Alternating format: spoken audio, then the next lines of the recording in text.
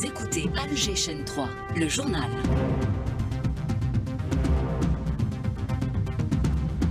Il est 19h sur Alger Chaîne 3. C'est l'heure du journal que vous présente Sofiane Saouli.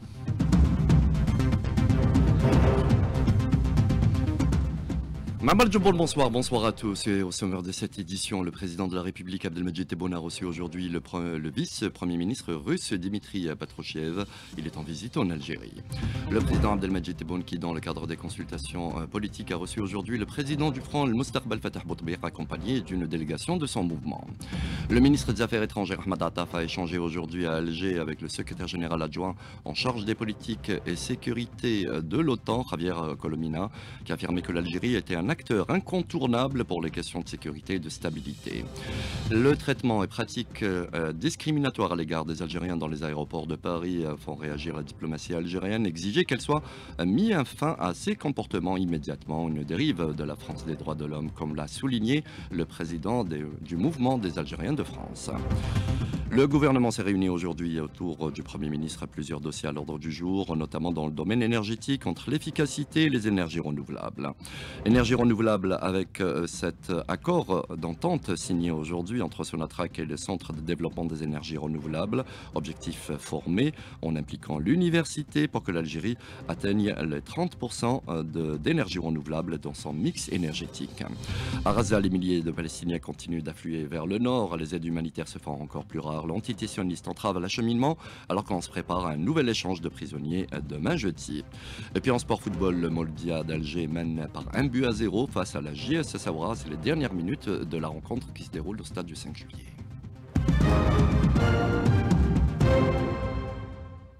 Mesdames, Messieurs, bonsoir. Merci de nous rejoindre pour cette nouvelle édition. Une édition qu'on entame avec la coopération algéro-russe. Le président de la République Abdelmadjid Tebboune a reçu aujourd'hui le vice-premier ministre de la Fédération de Russie, Dimitri Patrushev, le directeur de cabinet de la présidence de la République, Boualem Boualem, le ministre de l'Agriculture, Youssef Chorfa, et l'ambassadeur d'Algérie en Russie étaient présents à cette rencontre. Une rencontre qui intervient à la veille de la tenue de la 12e commission mixte de coopération algéro-russe demain jeudi. Le président de la République, dans le cadre des consultations politiques, a reçu aujourd'hui le président du Front, le Mustaqbal Fatah Boutbir, accompagné d'une délégation de sa formation politique.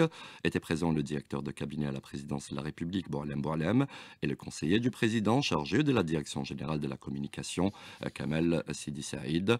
Une réception à la présidence de la République du président du Front, le Mustaqbal, au lendemain de celle du président du mouvement Albina Abdelghal Ben Galina, qui dans une conférence de presse aujourd'hui s'est félicité de l'engagement du président de la République en faveur du processus de dialogue national avec la classe politique et son ouverture à toutes les propositions.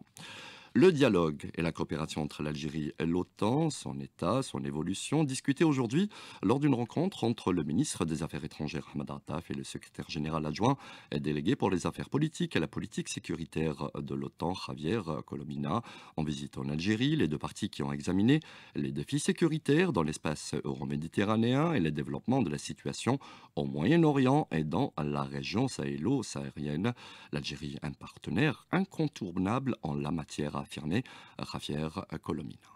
L'Algérie est un acteur incontournable pour les questions de sécurité et de stabilité, notamment pour la lutte contre le terrorisme. On a parlé de ces enjeux, on a parlé aussi des enjeux régionaux, en particulier du Sahel, une région qui nous préoccupe beaucoup. On le dit fréquemment, c'est peut-être la région la plus instable qu'il y a aujourd'hui dans le monde, et un enjeu sécuritaire essentiel et prioritaire pour l'organisation que je représente et pour la plupart de mes alliés. Le dialogue politique qu'on a avec l'Algérie avance bien. On a choisi de l'approfondir. La coopération pratique, la coopération entre nos militaires a avancé très bien pendant les dernières 2 décennies. Il y a plein d'activités qu'on fait conjointement. Je pense que les conclusions auxquelles on est arrivé après les entretiens que j'ai eus sont énormément positives.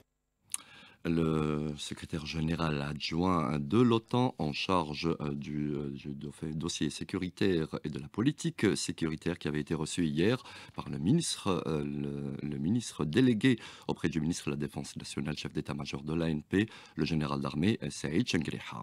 Le ministre des Affaires étrangères Ahmed Attaf qui avait reçu hier un appel du secrétaire d'État américain Marco Rubio. La diplomatie américaine qui a relevé dans un communiqué le renforcement de la coopération entre l'Algérie et les États-Unis en faveur de la paix et de la sécurité au niveau régional et international sous la conduite du président de la République Abdelmadjid Tebboune.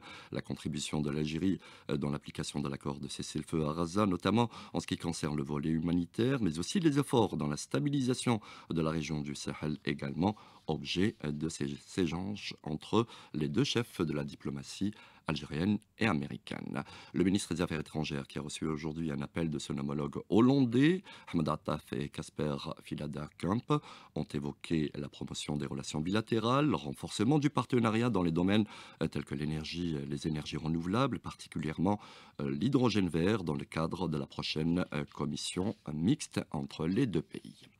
Le traitement et pratiques discriminatoires à l'égard des Algériens dans les aéroports de Paris ont fait réagir à la diplomatie algérienne, exiger et qu'il soit mis fin à un comportement immédiat en convoquant l'ambassadeur de France en Algérie au ministère des Affaires étrangères, une dérive de la France des droits de l'homme, comme l'a souligné le président du MOUDAF, le mouvement des Algériens de France, Nasser Khabat, contacté par Hanan Seissi.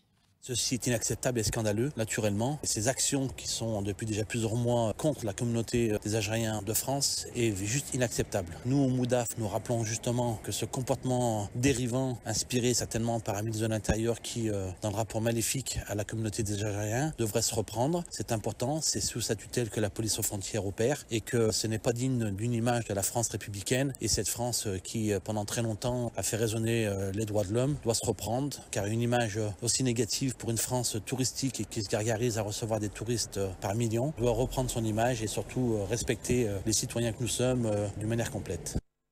Et la France coloniale qui avait disséminé à travers le pays, vous le savez, des millions de mines qui ont créé de nombreux dommages parmi les Algériens. Le déminage a été opéré par l'armée nationale populaire. Cela a été l'objet d'une rencontre aujourd'hui à l'Institut national des études de stratégie globale en présence d'experts et ce en collaboration avec le Centre des archives nationales.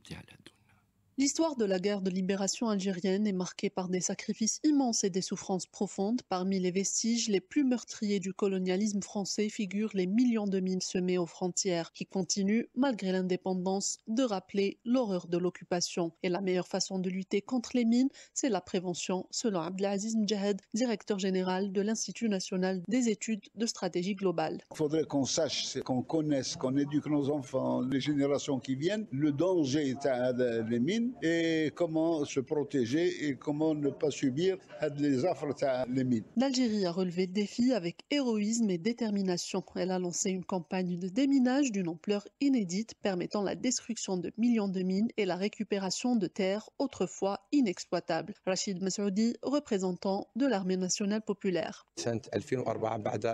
L'année 2004, après la ratification par l'Algérie de la Convention d'Ottawa, le programme de déminage a été lancé. Initialement, il devait s'achever en avril 2017, mais l'Algérie a terminé ses engagements de décontamination des terres à la fin de l'année 2016, soit 6 mois avant la date prévue. Près de 9 millions de mines ont été détruites et plus de 62 000 hectares ont été restitués aux communes par des procès-verbaux officiels. Les lignes Charles et Maurice restent l'un des symboles les plus sombres de la répression coloniale. En plus des atrocités infligées au peuple algérien, la France a érigé aux frontières un véritable rempart meurtrier, destiné à isoler les moudjahidines en coupant tout ravitaillement et provoquant ainsi la mort de milliers d'innocents. Dans l'actualité, ce message adressé et transmis aujourd'hui par l'envoyé spécial du chef de l'État, le ministre de la Communication, Mohamed Meziane, au président de la République de Guinée équatoriale. Un message dans lequel le chef de l'État a fait part de ses aspirations au renforcement des liens de coopération bilatérale fructueuse entre l'Algérie et la Guinée équatoriale. Le gouvernement s'est réuni aujourd'hui autour du Premier ministre Nadel Arbaoui. Plusieurs dossiers en examen, dont le suivi de l'application des directives présidentielles pour la gestion des ports par la réduction des délais de séjour des navires et le délai des traitements des marchandises. Également à l'ordre du jour, l'amélioration de l'efficacité énergétique examinée à travers les différents projets en cours, un suivi des mesures proposées pour une diversification progressive du mix énergétique. L'Algérie qui aspire justement d'atteindre les 30% d'énergie renouvelable dans son mix énergétique d'ici 2035. Pour ce faire, Sonatrach a procédé aujourd'hui au siège de sa direction générale à la signature d'un protocole d'entente avec le CDER, le Centre de développement des énergies renouvelables, en présence du ministre d'État, ministre de l'Énergie Mohamed Darkab et du ministre de l'Enseignement supérieur Kamal Bedari. Pour sa part, Nourdine Yassa, le secrétaire d'État auprès du ministre de l'Énergie en charge des énergies renouvelables, a relevé l'importance de cet accord et ses objectifs et des propos recueillis par Maël Kens. Nous avons fixé des objectifs ambitieux, notamment celui d'atteindre une part de 30% d'énergie renouvelable dans notre mix énergétique d'ici 2035 grâce au déploiement du programme national des énergies renouvelables, avec une capacité de 15 000 MW dont 3 200 MW déjà lancés. Ce protocole vise à atteindre des objectifs spécifiques qui se traduisent par des actions concrètes. Il s'agit notamment de la conduite de projets de recherche conjointe dans les domaines des énergies renouvelables et de l'hydrogène, le développement de techniques innovantes pour intégrer les énergies renouvelables dans les sites administratifs et industriels de l'entreprise, le renforcement des capacités humaines par le transfert de compétences et la réalisation de projets pilotes pour tester et valider les solutions développées conjointement avec leur développement à grande échelle.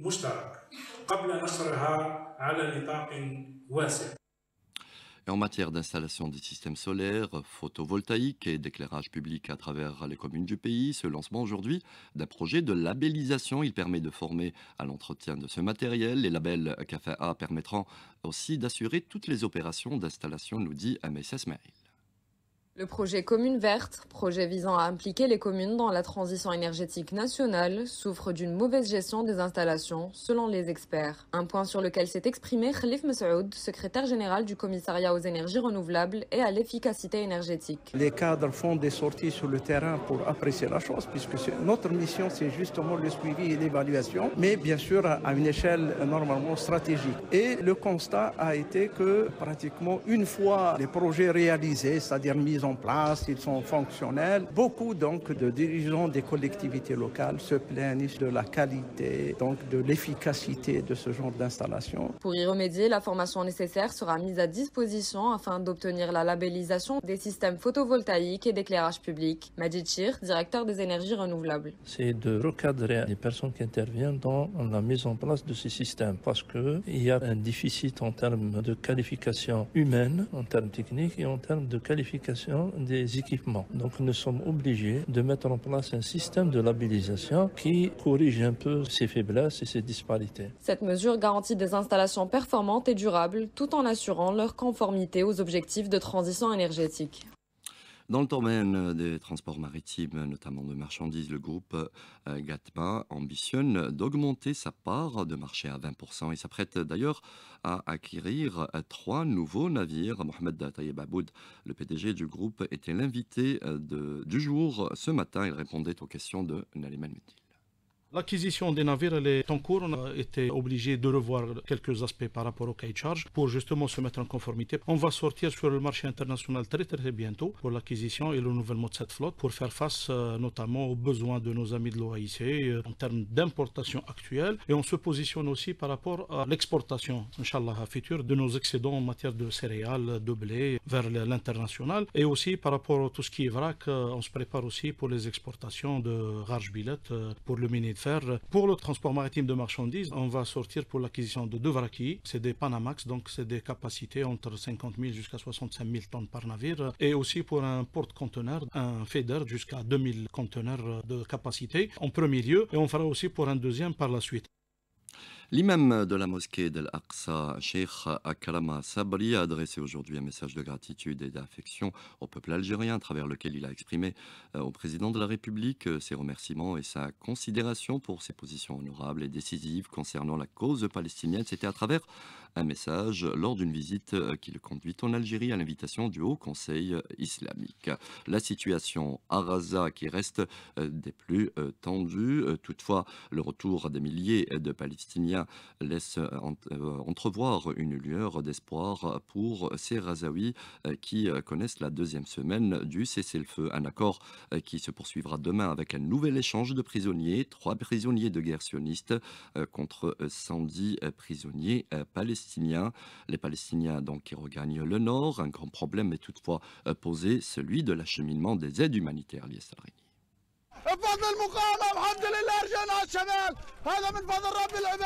Au moment où des centaines de milliers de Palestiniens regagnent le nord de Gaza, la joie du retour est cependant mêlée au désespoir dû au constat établi sur place. Une ville détruite, le résultat de 15 mois de bombardements massifs. Mohamed Yassine, directeur du club des journalistes palestiniens. Le retour de la population est la meilleure réponse au plan visant à chasser les Palestiniens. Cela démontre que notre peuple est attaché à ses racines, à ses terres et qu'il ne renoncera pas à ses droits. Et en dépit de tous ces moments difficiles, nous allons, nous, main dans la main et au milieu de ces ruines, travailler pour aller de l'avant et retrouver une vie normale.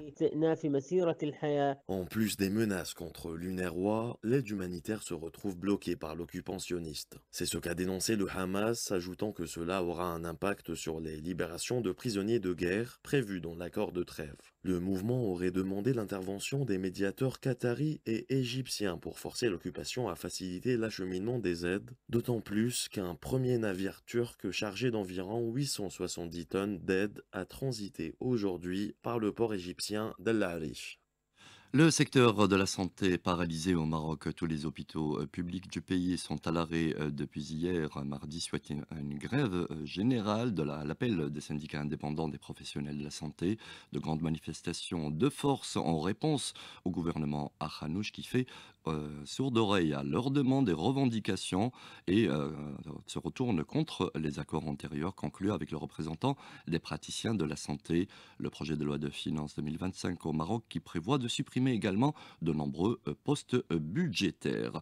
Le Maroc qui interdit à une délégation parlementaire espagnole de se rendre à l'Ayoun, occupée, interdiction, alors que les organisations des droits de l'homme et des juristes à travers le monde dénoncent cette attitude des forces d'occupation marocaines. La justice qui a fini par l'emporter conformément à l'arrêté de la Cour de justice européenne. Le Conseil d'État français a dû confirmer la nécessité d'étiqueter les produits agricoles provenant des territoires sahraouis comme tels et non du Maroc. Le Front Polisario salue la décision. Son représentant Mohamed Ali Zerouali est joint par Ali Kafsi. Cette décision marque une étape importante dans la reconnaissance des droits du peuple sahraoui, ainsi que dans le respect du droit international, du statut distinct et séparé du Sahara occidental tel que reconnu par les Nations Unies, par la communauté internationale dans son ensemble. Le peuple sahraoui appelle les autorités françaises, européennes et tous les acteurs économiques à appliquer cette décision avec diligence et à veiller à ce qu'aucune manipulation ne vienne détourner cette exigence légale. Le peuple sahraoui reste fermement déterminé à poursuivre sa lutte en utilisant tous les moyens légitimes afin de faire triompher la justice et d'affirmer ses droits fondamentaux à la liberté et à l'indépendance. Retour à l'actualité nationale avec cet hommage rendu à Feu Abdelhamid Mehri, un militant de la première heure, pétri de valeurs, une confiance lors de son parcours du défunt. C'était un hommage rendu aujourd'hui au forum d'El Moudjahid en présence de nombreux moudjahidines. L'historien Issa Qasmi en parle au micro de Lina Adouche. C'est Abdelhamid Mehri. C'est l'un des militants les plus sincères, les plus dévoués, qui ont consacré leur vie à la cause de leur pays. Dès le début de la Révolution, il a été arrêté et il a passé une année de prison avant de rejoindre le FLN à l'extérieur. Dès 56-57, il a été nommé comme représentant du FLN à Damas. Il est resté durant toute la Révolution dans le FLN. En 62, il s'est retiré pour accepter de diriger l'école normale de Bouzaréa. Et lorsqu'on lui a dit, Monsieur Mehri, comment vous vous êtes retiré de la politique, il a dit que la meilleure fonction pour un homme, c'est de former des hommes. C'était un homme de dialogue, un homme d'unité, un rassembleur.